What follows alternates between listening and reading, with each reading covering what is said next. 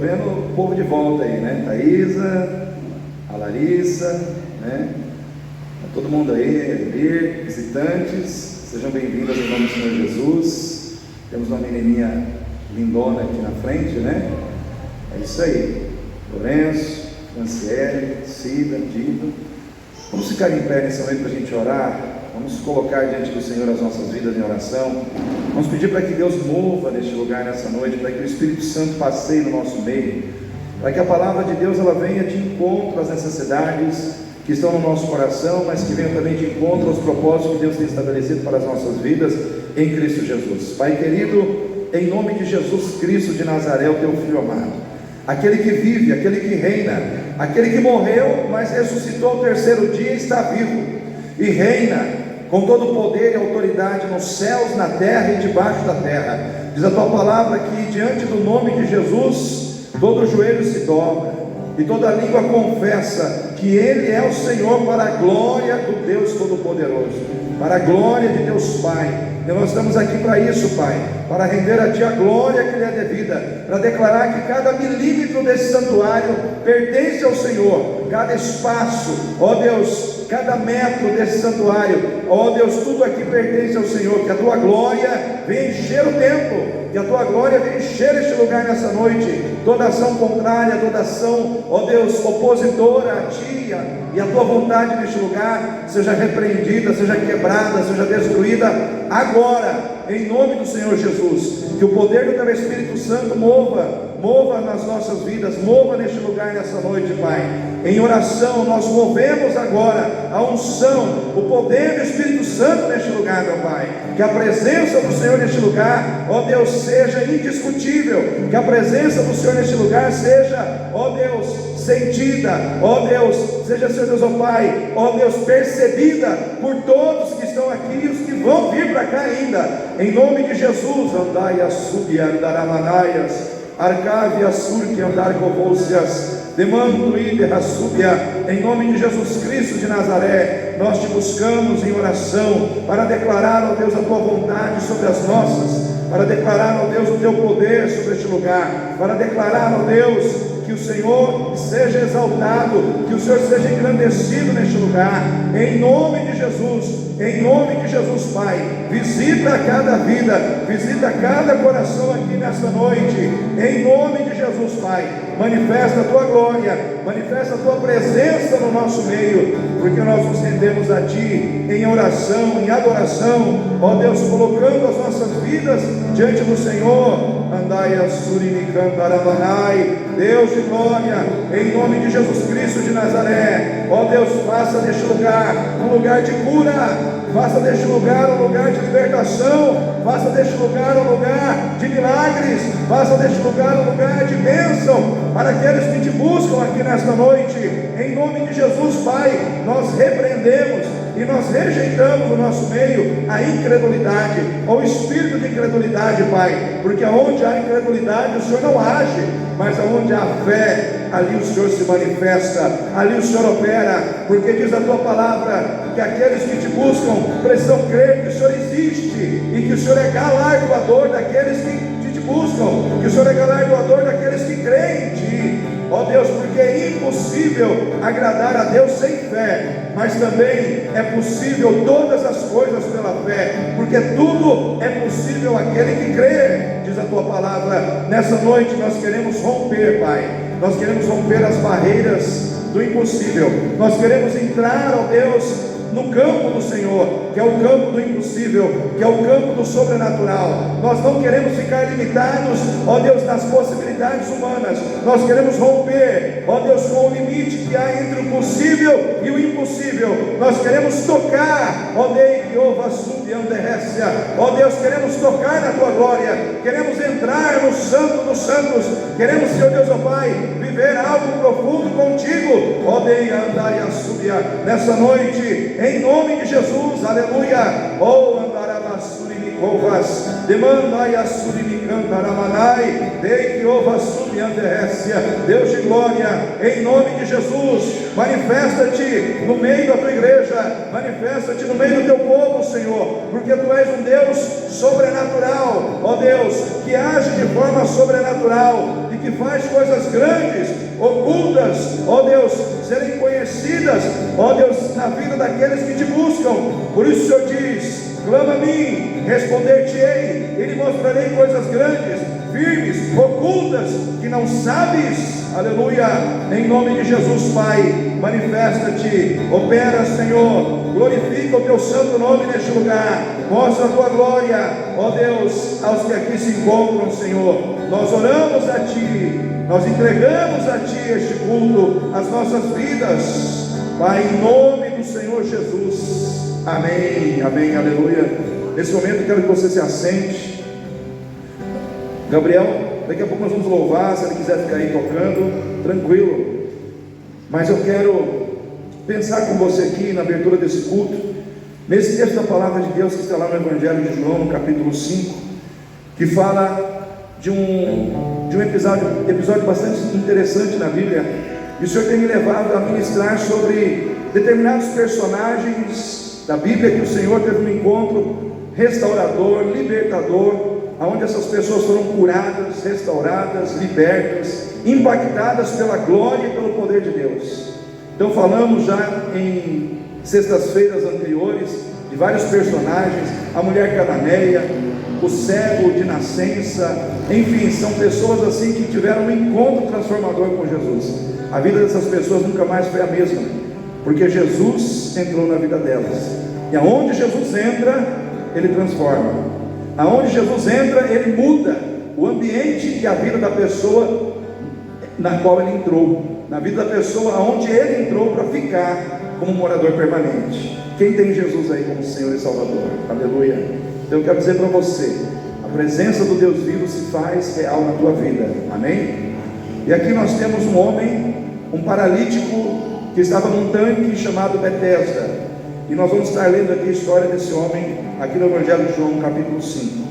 Diz assim a palavra de Deus, capítulo 5, versículo 1. Depois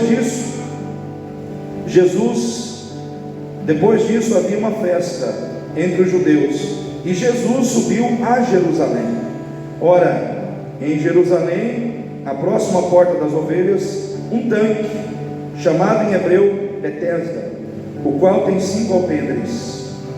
Nestes jazia grande multidão de enfermos, cegos, mancos, ressecados, esperando o movimento da água.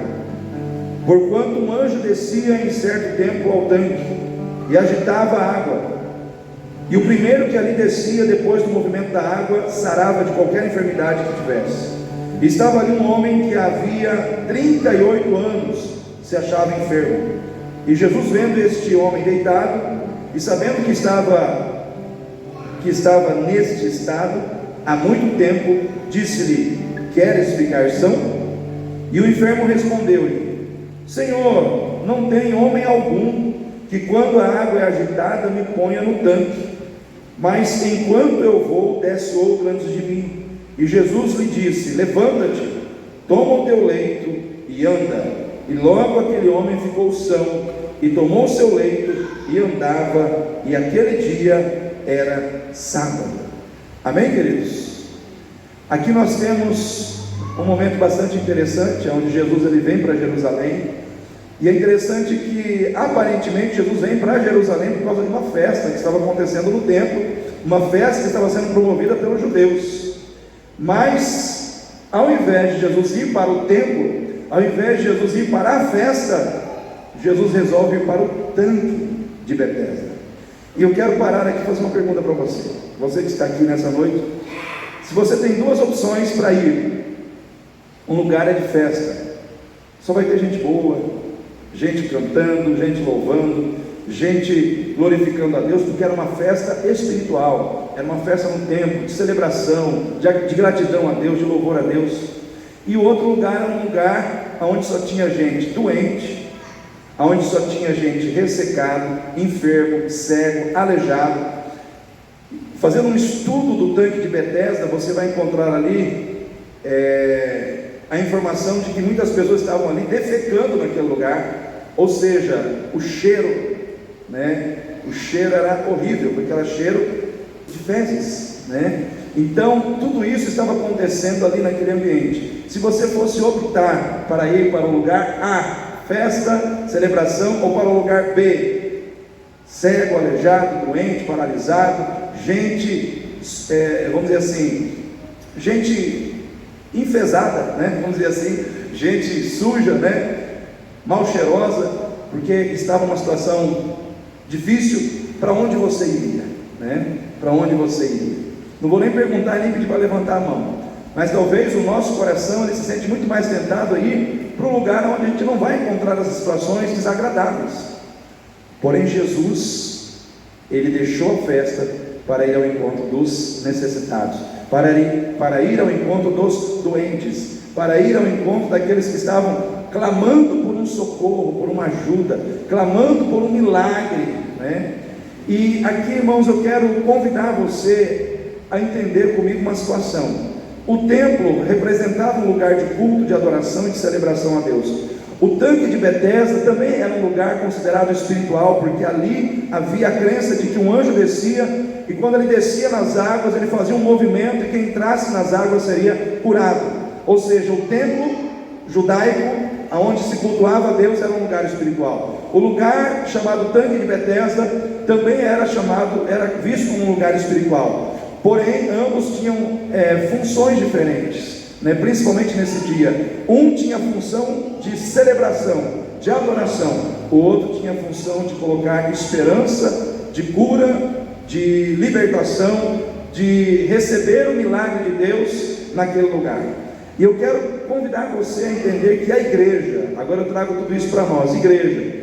Eu quero convidar você a entender que a igreja de Jesus Cristo, que somos nós, Igreja Batista em Itatiaia, ou qualquer outra igreja onde Cristo é o Senhor, como Cristo é o Senhor dessa igreja, a igreja de Jesus, ela é a fusão dos dois lugares.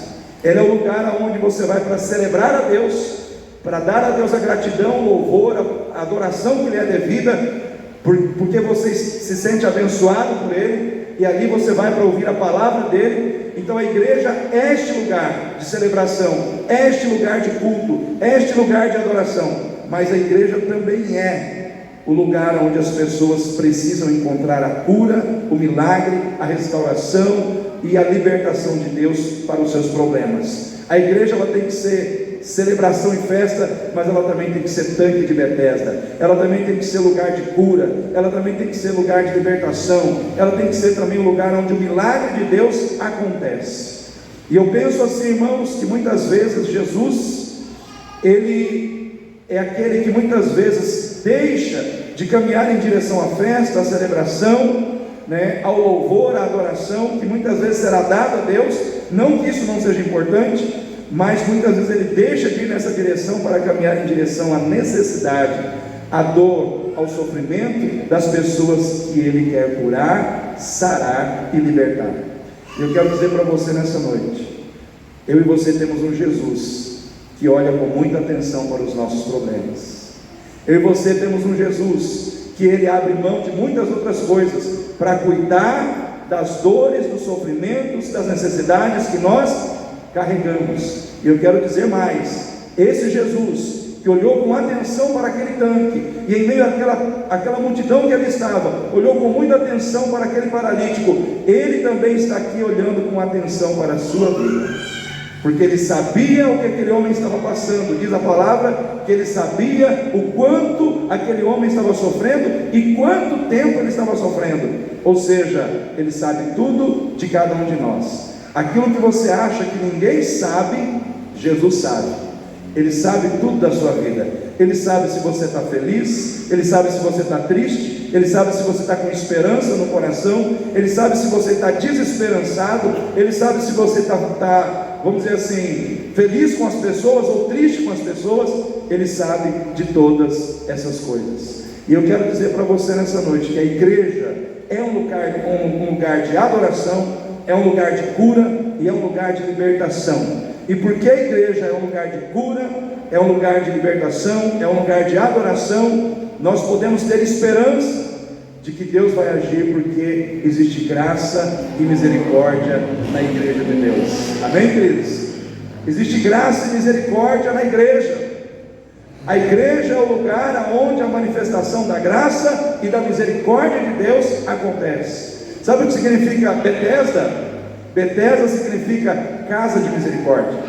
Betesda significa casa de misericórdia, lugar aonde o povo vai para buscar misericórdia, lugar onde o povo vai para buscar a graça de Deus. E eu quero dizer para você, querido, se existia graça lá, tem que ter graça aqui. Se existia graça em Betesda, tem que ter graça aqui na Igreja Batista Itatiaia. Por quê? Porque a igreja de Jesus, ela está fundamentada na obra que Deus fez mediante a sua graça revelada na cruz do Calvário. Porque o que aconteceu na cruz foi graça, o que aconteceu na cruz foi misericórdia, e dali Deus fez a obra que nos levantou e nos trouxe aqui nessa noite. Se nós estamos aqui, é porque tem graça de Deus sobre a tua vida. Se estamos aqui nessa noite, é porque a misericórdia de Deus nos alcançou, aleluia. Tem graça para você neste lugar, e aquela graça que foi revelada lá naquela cruz, que trouxe certeza de salvação aos nossos corações, ela continua se manifestando hoje, para continuar trazendo de Deus aquilo que precisamos hoje. Amém, igreja? Aqueles que estavam ali, eles não estavam ali cantando, celebrando, eles estavam ali clamando, buscando um socorro de Deus. Diz que ali haviam coxos, paralíticos, ressecados, e ali no meio daquela multidão tinha um paralítico, esperando que o anjo descesse, movesse as águas e que alguém o colocasse lá dentro. E eu quero dizer para você, querido, quem depende da graça de Deus, quem crê na graça de Deus, precisa entender que para depender da graça de Deus tem que chegar diante de Deus se sentindo indigno, se sentindo totalmente incapaz, se sentindo totalmente sem mérito algum de receber aquilo que Deus pode te dar em função dos seus méritos. Por quê? Porque à medida que nós dependemos de nós mesmos, nós não estamos mais dependendo da graça. A graça, viver pela graça, depender do agir de Deus pela graça, é depender exclusivamente da bondade de Deus e da vontade de Deus em querer nos abençoar. Sabe aquela situação de você chegar na presença de Deus dizendo: Deus tem que fazer. Deus não tem que fazer, Ele faz se Ele quiser fazer. Amém, igreja?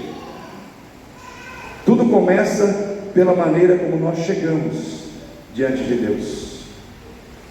As pessoas estavam ali, estavam dizendo: eu estou dependendo da bondade, eu estou dependendo da vontade desse Deus que tem graça para a minha vida.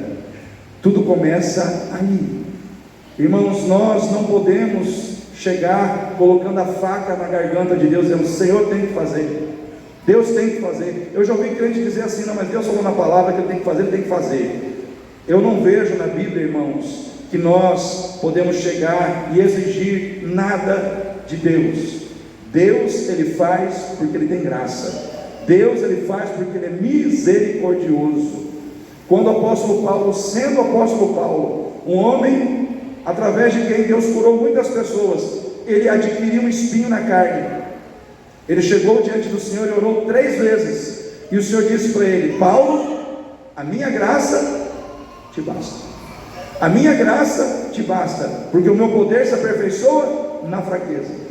Em outras palavras, Deus disse para ele: eu sei que você quer ser curado, mas nesse momento se coloque simplesmente debaixo da minha graça, e se contente em saber que a minha graça te basta.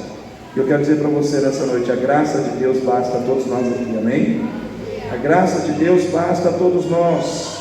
Irmãos, temos que chegar diante do Senhor nos sentindo indignos, nos sentindo, irmãos, pequenos, nos sentindo, irmãos, sem capacidade alguma de exigir nada dele, mas simplesmente dizendo: Senhor, aqui estou, com os meus problemas, com as minhas lutas, com as minhas angústias. Eu não mereço, eu não posso exigir nada, mas eu sei que o Senhor tem graça. Eu sei que o Senhor tem graça. Eu sei que o Senhor tem graça. Irmãos, misericórdia e graça são as duas faces de uma mesma moeda. às vezes as pessoas pensam que é uma coisa só, e não é.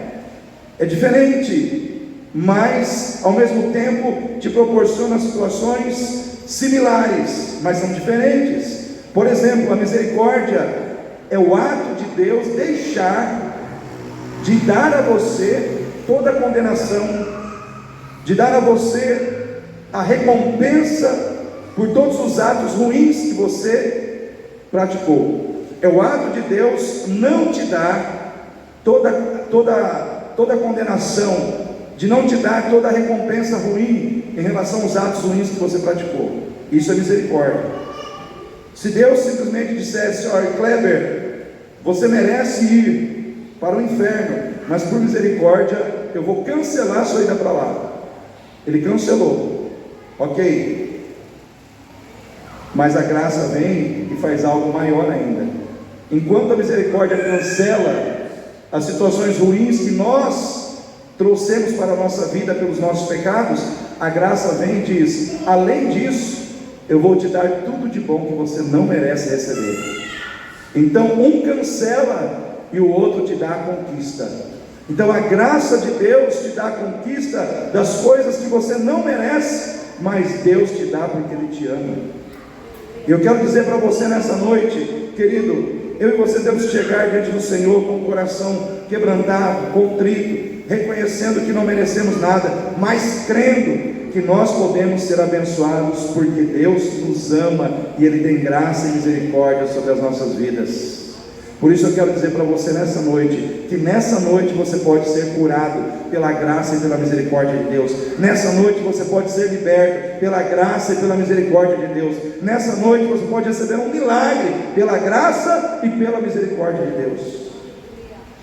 Porque Deus é um Deus de graça. Deus é um Deus de graça. E quando nós paramos para pensar que a igreja é um ambiente onde a graça de Deus deve se manifestar, e a gente olha ali, irmãos, para aquele ambiente, eu fico pensando que muitas vezes, muitos crentes, muitos daqueles que estão ali servindo a Deus, perdem o brilho espiritual da sua vida, quando permitem que os seus sofrimentos tirem do seu coração a sensibilidade para amar aqueles que estão sofrendo à sua volta. E muitas vezes enfrentando sofrimentos maiores do que aquele que você está enfrentando. Porque diz a palavra de Deus que havia um homem ali, naquele lugar, que há 38 anos estava sofrendo daquela paralisia. E aí Jesus pergunta para ele sobre a sua situação, e ele diz assim: Senhor, é o seguinte, eu estou há 38 anos sofrendo, e ninguém me leva ao tanque. Ninguém, não tem um homem sequer que me leve ao tanque. Em outras palavras, ele estava dizendo que ele estava decepcionado com a atitude das pessoas. Vamos pensar na igreja. Haviam pessoas ali, naquele lugar de cura, de libertação, de adoração, e eu chamo esse lugar de igreja, e muitos estavam ali pensando somente nos seus problemas, nas suas necessidades pessoais, e não conseguiam ver as necessidades do outro, não conseguiam ver o problema do outro, não conseguiam entender muitas vezes que o outro estava precisando mais de ajuda do que ele próprio. Ou seja, o egoísmo estava mais forte no coração das pessoas ali do que a graça e a misericórdia. Ao invés da graça e da misericórdia se manifestar no coração daquelas pessoas, o que estava fluindo forte no coração delas era o egoísmo, aquela atitude de pensar somente no que é seu, de pensar somente naquilo que eu quero para mim. O outro, eu não consigo nem ver o problema dele. E eu quero dizer para você, querido, a graça e a misericórdia de Deus na igreja, ela não deve fluir somente de Deus para o homem, mas do homem para o próprio homem. Amém? A graça ela precisa fluir de mim para a Thaísa, da Thaísa para mim, de mim para o Lourenço, do Lourenço para a minha vida. Porque se Deus é cheio de graça e Ele se faz presente em nossas vidas, tudo que flui dele também deve fluir em nós. Amém, igreja? Se Deus tem graça e Ele está em mim, eu tenho que ter graça, eu tenho que ter misericórdia.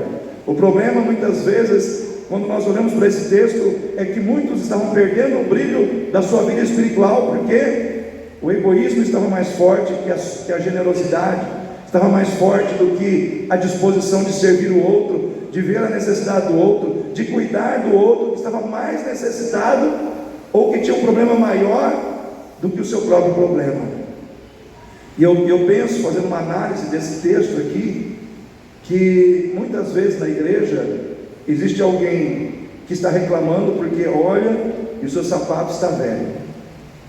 Aí reclama porque o sapato está velho. Aí tem um outro que reclama porque não tem sapato.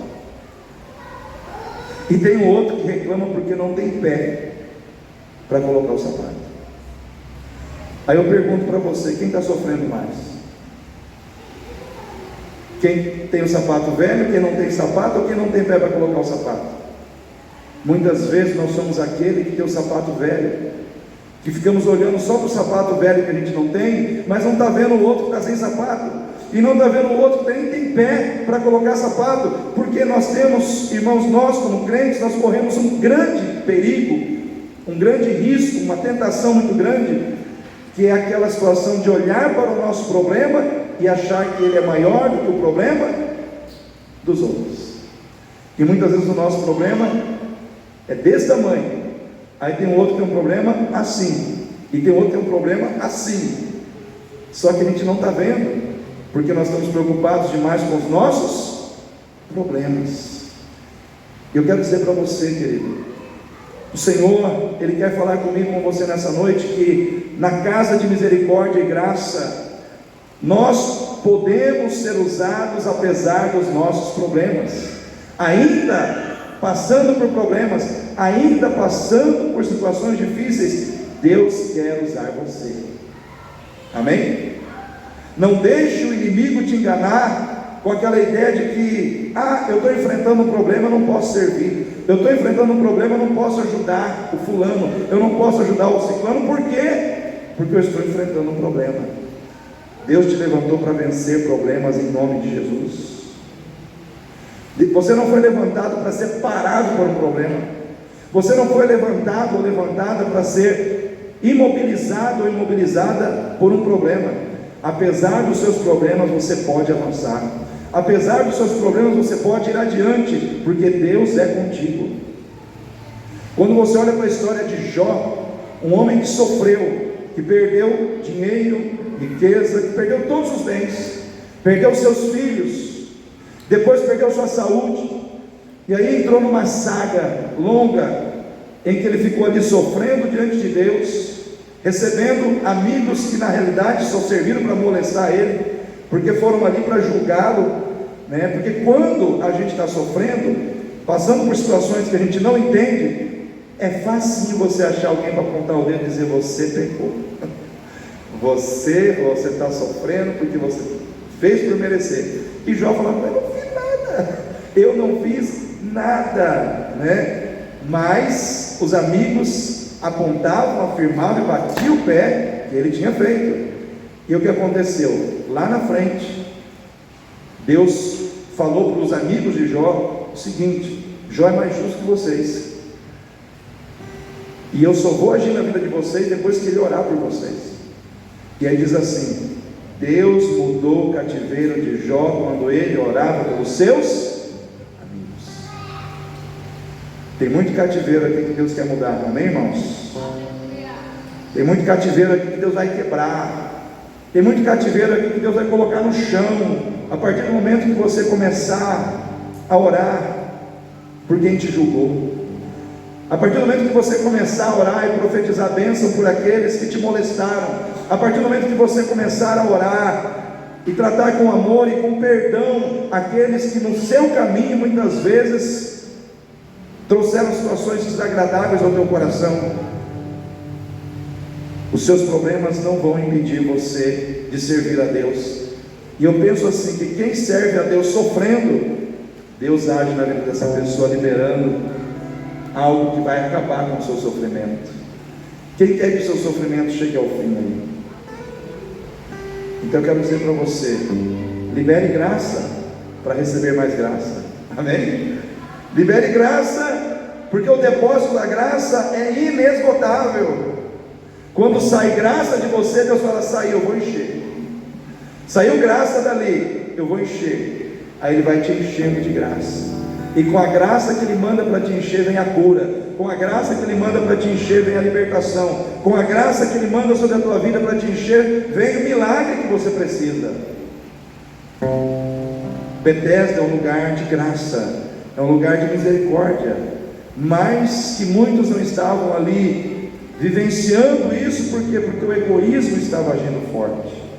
E eu quero dizer para você uma coisa, querido: nós estamos vivendo um tempo de egoísmo forte no coração de muitas pessoas, porque existe uma teologia enganosa e falsa sendo pregada por aí, em que o homem é o centro de tudo, e que Deus ama o homem de tal maneira que tudo que o homem quiser e exigir de Deus, Deus vai fazer. Mentira! Isso é mentira. Existe uma teologia que coloca o homem no centro de tudo. É um cristianismo antropocêntrico. O homem tem que ser o centro. Eu vou dizer uma coisa para você, querido: nem eu, nem você, nem ninguém aqui é o centro. Quem é o centro é Jesus de Nazaré. E se Jesus estiver no centro, aí sim, querido, tudo vai começar a se encaixar na nossa vida, porque só existe uma pessoa que foi levantada para ser o centro, chama-se Jesus. Aí hoje vive-se um cristianismo egoísta, um cristianismo onde a gente pensa que pode exigir de Deus. Nós não podemos exigir nada de Deus. Nós só podemos agradecer a Deus porque os nossos nomes estão escritos no livro da vida. O que Ele me der hoje, o que Ele fizer hoje, é bônus do que Ele já fez por mim na cruz. Eu deveria, irmãos, estar agradecido a Deus todos os dias, porque Ele me lavou com o sangue do Cordeiro. Não tem nada que pague o sangue de Jesus que foi derramado por você naquela cruz. Todo o tesouro do mundo, todas as riquezas do mundo, todo o ouro do mundo não paga uma gotinha do sangue de Jesus, mas uma gotinha do sangue de Jesus paga todos os seus pecados. E nós precisamos nos alegrar de novo com a salvação, porque aquele que se alegra com a salvação vivencia e manifesta a graça de Deus no seu coração com alegria. A graça é tudo que nós precisamos, porque nela recebemos de Deus o que não merecemos receber. Quando chegamos diante de Deus achando que merecemos alguma coisa, estamos decaindo da graça, estamos saindo da graça. Não saia da graça, mantenha-se na graça. Senhor, eu não mereço, mas eu creio. Senhor, eu não mereço, mas eu estou aqui. Senhor, eu não mereço, mas eu preciso da tua graça. E eu quero dizer para você: Ele vai liberar graça sobre a tua vida. Liberar graça, manifestando cura, manifestando libertação, manifestando solução para as suas necessidades. Aleluia. Na igreja, como lugar de cura, de libertação e de adoração, eu quero dizer para você que a cura vem. Amém? Quem crê que a cura vem? Fala para o seu irmão aí: na igreja a cura vem, irmão. A cura vem, a cura já está chegando, a cura está vindo. Irmãos, a cura chegou na vida daquele homem.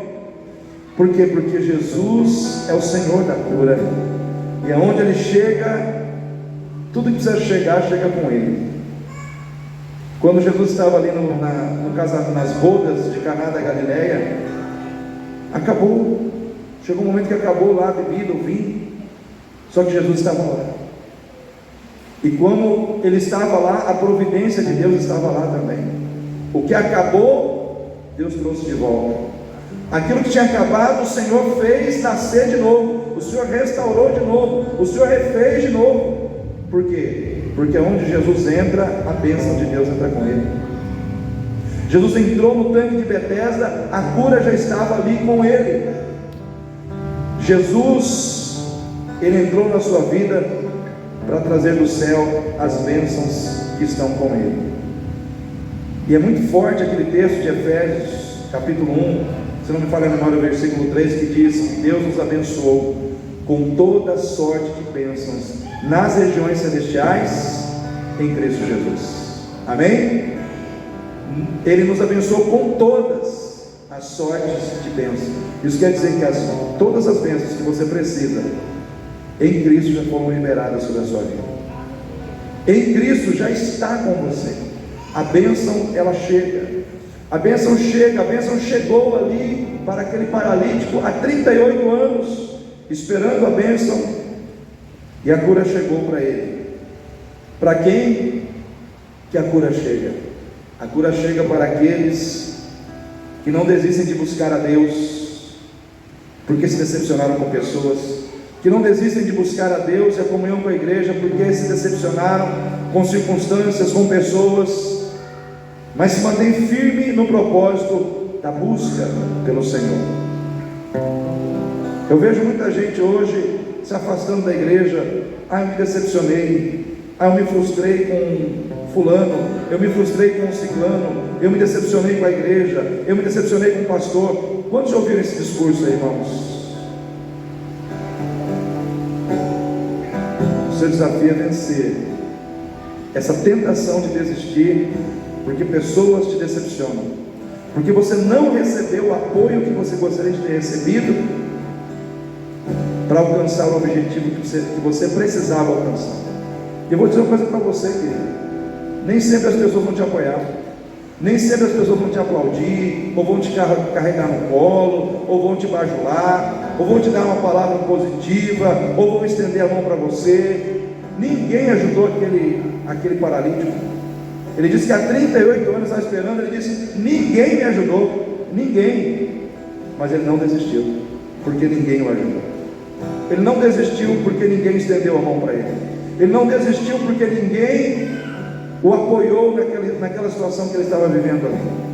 Às vezes isso vai acontecer com você. E mais, além de não te dar uma palavra positiva, talvez alguém te lance uma palavra negativa ainda. Talvez alguém diga para você algo que vai vir ainda para estremecer ainda mais a sua fé. Mas eu quero dizer para você, querido, se você é de Deus, e se a graça de Deus é sobre a tua vida, você não vai desistir. Você não vai desistir. Você não está aqui para ser um desistente. Você está aqui para ser alguém que vai perseverar e vencer com o Senhor. Você não depende das pessoas, amém? Você não depende do que as pessoas creem, você não depende do que as pessoas fazem ou deixam de fazer, você depende de Jesus. Você depende de Jesus. Jesus chegou naquele homem ali nas entrelinhas, quando aquele homem começou a desabafar e colocar para fora tudo que ele estava sentindo. Era como se Jesus dissesse para ele: eu sou tudo que você precisa. Eu acho que na série Chosen lá,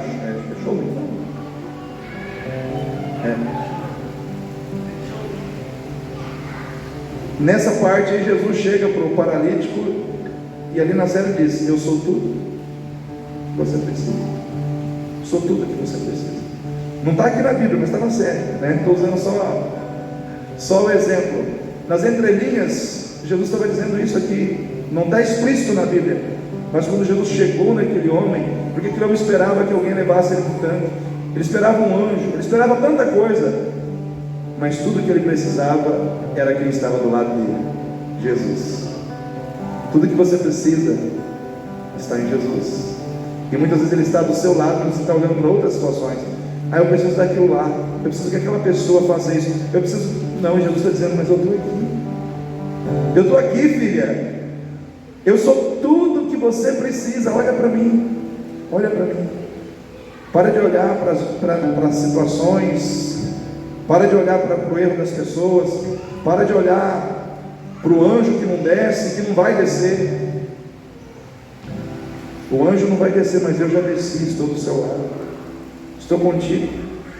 Olhe para mim. Quero dizer para você nessa noite: Jesus é tudo que você precisa. Coloque nele toda a sua fé, coloque nele toda a sua esperança.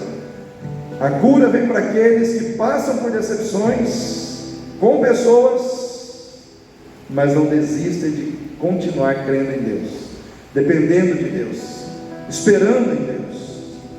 Eu quero perguntar para você: apesar das decepções que você já sofreu, você continua esperando em Deus? Quem continua esperando em Deus? Levanta a mão aí. Eu quero dizer para você: Deus também está olhando para você nessa noite. Ele sabe que você está dependendo dele. Ele sabe o quanto você foi ferida, o quanto você foi ferido, mas Ele sabe que você continua na busca por Ele, e Ele não vai te decepcionar. Ele não vai te decepcionar. Ele não vai te decepcionar. Ele é Deus, aleluia. Ele não olha para nós como as pessoas olham, porque as pessoas às vezes nos olham com desprezo, com desdém. As pessoas às vezes nos olham como se nós não representássemos nada, mas eu quero dizer para você, o Senhor não te olha assim. Ele te olha como alguém de valor, Ele te olha como alguém importante, Ele te olha como alguém que vale o sangue dele naquela cruz, aleluia. Para quem que a cura vem? Para quem desabafa com Jesus. Interessante que Jesus chegou do lado daquele homem, e Jesus poderia simplesmente ter dito assim: ó, seja curado. Sim ou não, irmãos? Jesus poderia ter chegado lá, olhado para ele, visto que ele estava paralítico, e simplesmente curá-lo, curar a sua enfermidade física, tirar o seu problema externo. Mas só que Jesus deixou aquele homem. Sabe por quê? Porque o Senhor não quer resolver apenas o problema que está por fora da sua vida, Ele quer resolver o problema que está por dentro. Amém? Às vezes você carrega dentro de você uma tristeza, às vezes você carrega dentro de você uma angústia, e ninguém vê. O povo vê o problema que está por fora, o povo vê a perna que não anda, no caso do paralítico, mas não via que dentro daquele coração havia um coração amargurado, um coração triste, um coração angustiado, um coração depressivo. E ele precisava falar, ele precisava colocar para fora, ele precisava desabafar. E muitas vezes nós precisamos colocar para fora o que está dentro, porque às vezes o que está dentro de você está te matando por dentro, e ninguém está vendo. Mas quando eu olho para Jesus, chegando ao lado daquele homem, eu vejo que, assim como Ele olhou para aquele homem, Ele olha para você hoje. Ele está vendo, Ele sabe o que você está passando. Às vezes as pessoas se decepcionam com pessoas, mas a gente nunca vai se decepcionar com Jesus. Eu me lembro do texto que fala do jovem epilético, aquele pai desesperado. Quando Jesus desce do monte, ele chega para Jesus e diz: os teus discípulos não puderam fazer nada por mim. Eu levei o meu filho a eles, mas eles não puderam fazer nada. Em outras palavras, veja bem, irmãos, aquele homem estava com aquele filho possesso por um espírito maligno, que estava tentando matar aquele rapaz. Ele vai ao encontro dos discípulos, e os discípulos falham na tentativa de ajudá-lo. Eu penso assim, não sei se vocês irmãos vão concordar comigo, mas aquele homem não poderia ter desistido já ali. Não adianta procurar Jesus, já procurei os discípulos, eles não conseguiram. Quem me garante que ele vai conseguir? Se os discípulos dele, que andam com ele, que têm intimidade com ele, não conseguiram resolver, quem me garante que ele vai resolver? Só que ele não pensou assim. Ele falou: eles não resolveram, mas eu continuo crendo que Ele vai resolver. Eu continuo acreditando que Ele tem poder para resolver. Eu continuo acreditando que o Senhor é Senhor. E ele foi em busca de Jesus. Os discípulos falharam, mas Jesus não falhou. Eu quero dizer para você: Jesus não vai falhar com você. O diabo está tentando fazer de tudo para que a tua fé seja retirada do seu coração, para que você acredite que o Senhor não vai agir, pois eu digo que Ele vai agir, em nome de Jesus. Amém? Ele vai agir, porque Ele é Deus sobre todas as coisas. Eu não sei para quem que eu estou falando isso, mas o Senhor me manda dizer, nessa noite, tem alguém aqui duvidando, ou quase duvidando. Eu vou dizer para você nessa noite, o Senhor está mandando dizer: não duvide, porque eu sou o Senhor de todas as coisas. Operando eu, quem impedirá? Agindo eu, quem impedirá? Diz o Senhor. Eis que eu faço, eis que eu determino, eis que eu opero, e não há quem possa impedir. Então receba essa palavra no seu coração. Receba essa palavra no seu coração. Deus não é homem para mentir, e nem filho do homem para se arrepender. O que Ele disse, Ele fará. Deus não tem compromisso nem comigo, nem com você, tem compromisso com a sua palavra. E se nós tivermos compromisso com a palavra, Ele tem compromisso com a gente, pelo compromisso que temos com a sua palavra. Porque Ele diz: a minha palavra não voltará para mim vazia, antes prosperará naquilo que eu a designei para fazer. Então confia, porque o Deus da palavra é fiel. Ele faz o que Ele determinou fazer. E aquele homem desabafa com Jesus. Ele vai colocando para fora tudo aquilo que está no seu coração. Ele vai falando, ele vai falando, ele vai falando, e o Senhor vai tratando dele, vai tirando de dentro dele toda aquela dor, toda aquela mágoa, todo aquele ressentimento, toda aquela depressão, para que depois ele resolver o problema que estava por fora.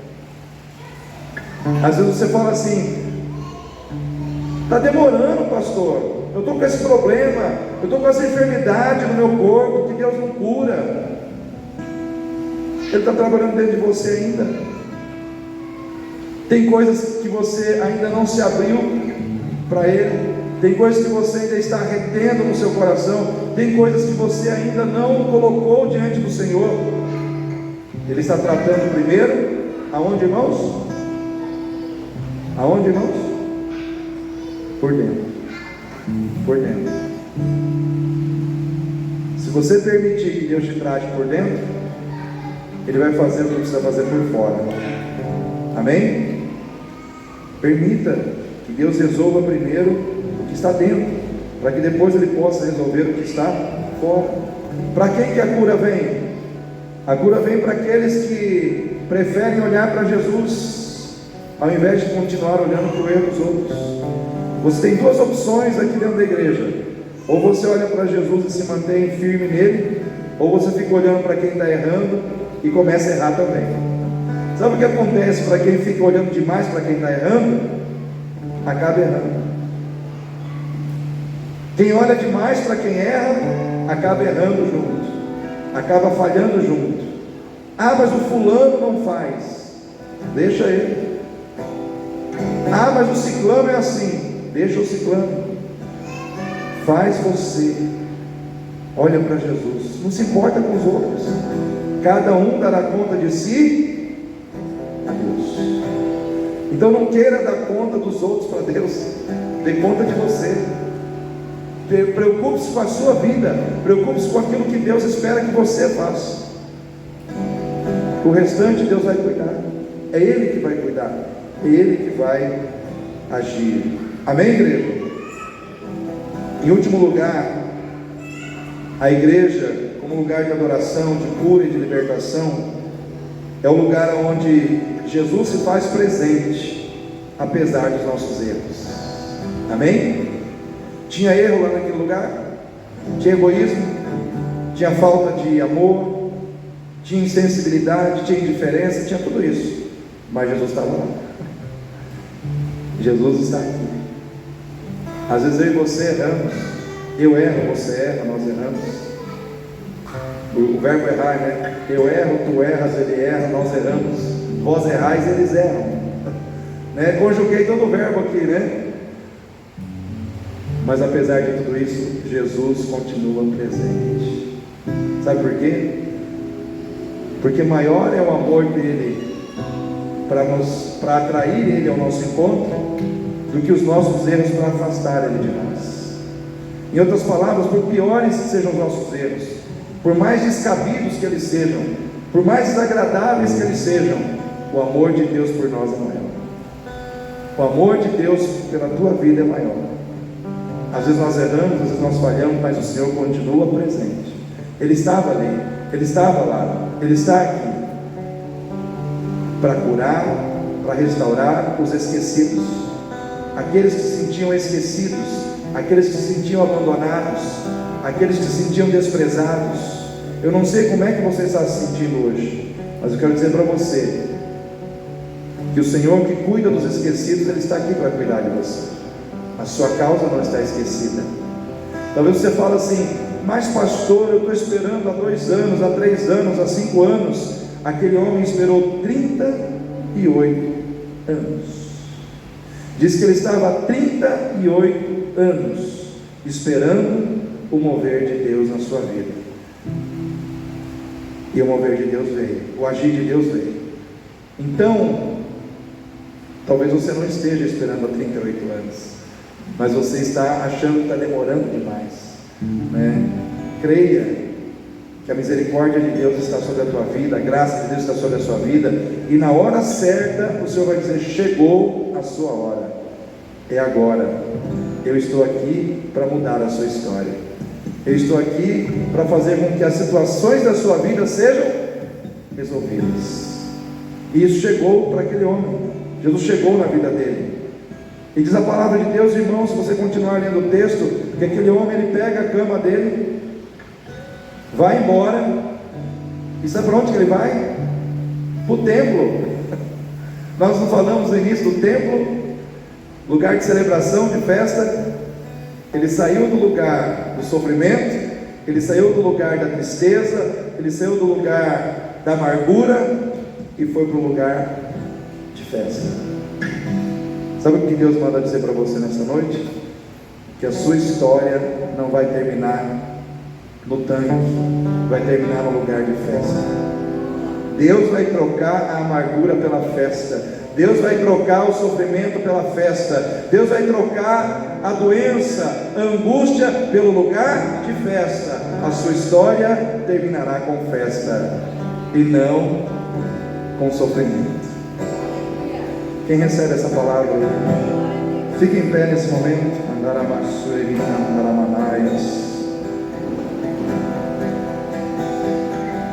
Louvado seja o nome de Jesus. Feche seus olhos. Pai querido, em nome do Senhor Jesus, aqui estamos na Tua presença. Senhor, nós olhamos para esse texto da Tua palavra, onde o Senhor visita, meu Pai, este homem paralisado das pernas, esse homem que estava, meu Pai, não somente com um problema por fora, mas com um problema por dentro, Senhor. Mas o Senhor curou ele por dentro e por fora.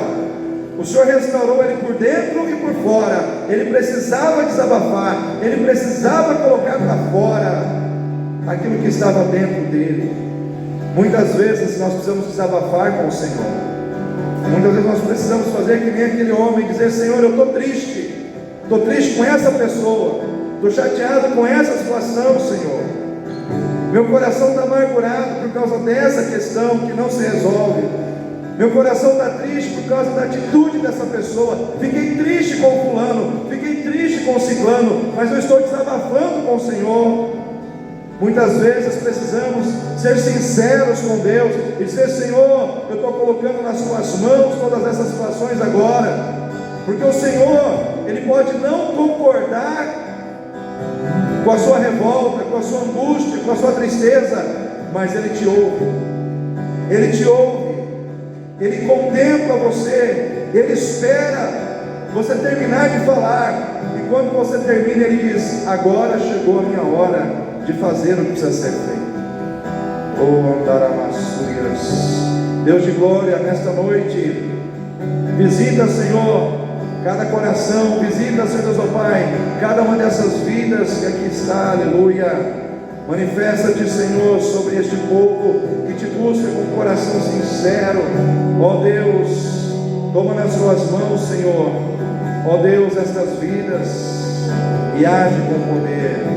Age com poder e graça, age com poder e graça, age com poder e misericórdia, age, meu Pai, manifesta a Tua graça, ó Deus, trazendo cura, manifesta a Tua graça, trazendo restauração, manifesta a Tua graça, Senhor, libertando vidas essa noite, trazendo soluções sobre problemas insolucionáveis. Manifesta a Tua graça, aleluia, em nome de Jesus, papai, em nome de Jesus. Eu creio que Jesus